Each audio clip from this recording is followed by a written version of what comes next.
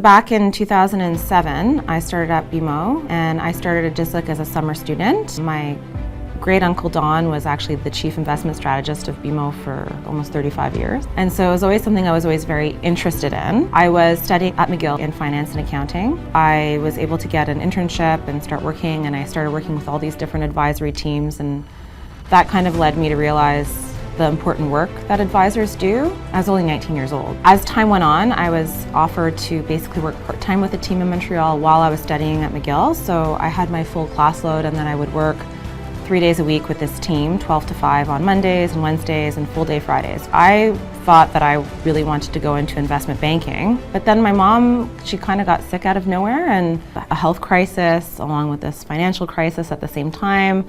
I was still at McGill, so I was in my final year at McGill, and that's when I realized that as advisors, we have the ability to make a family's life so much better in the event that there's something that happens, or even just to properly save and manage the risks for the future. That's when I decided, I guess, investment banking is not really for me, and I was able to get a position as a starting investment advisor on that team back in 2009 when I graduated from McGill. And that's when I decided that I would make it my mission in life to educate women, because I think everyone, but women in particular, really deserve that honest, unbiased financial advice. Every time I have one of those meaningful conversations with clients, it really gives me that feeling of, wow, I feel like I made a difference today, because if something were to happen, they're not going to have to deal with what my family dealt with many years ago. I think there's a lot to be said too about just having that connection with someone and having that connection with their family.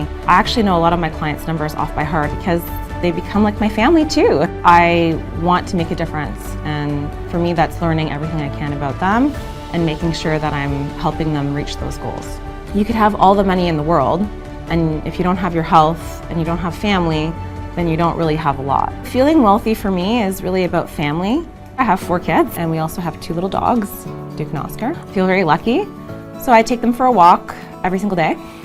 We go down to the brickworks, and in the brickworks, so there's a lot of wildlife, and so we get to walk through, and they get to walk freely through the brickworks. But it's something that I think is a gift for me every day, because I get to see them shift and change and look at things differently every day. And it's also a gift that I'm giving them. It's the gift of being out in nature, exercise. This gives us true connection, because on the walk we're doing something, we're active, we're out, and it just allows us to be together as a family. And I think that that's the best part of my day, is just going for a walk with my kids, teaching them about how the birds need to, like the blue herons need fish to survive. And a few times we've actually seen the heron get down into the water and get the fish. They're like, whoa!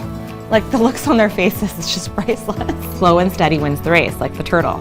And so what I've been teaching them is that if they have their money compounding every day, more interest, eventually it'll keep growing to something that they can do something with.